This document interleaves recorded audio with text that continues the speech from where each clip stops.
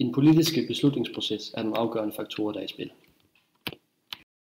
Før lovforslaget bliver til en vedtaget lov, skal det igennem en længere proces, nemlig gennem de 2 kamre. I de 2 kamre skal der ske rettelser og diskussion af selve lovforslagene. Efter debatten tillader et flertal af medlemmerne afstemningen vedrørende lovforslagene. Efter afstemningen bliver der tjekket for identiske lovforslag. Hvis ja, bliver lovforslaget underskrevet af præsidenten. Hvis nej, bliver det sendt videre til Conference Committee, der afklarer forskelle og dernæst returnerer den til de 2 kamre. Hvis hele processen sker glidende uden afvisning fra de 2 kamre, bliver lovforslaget vedtaget som lov.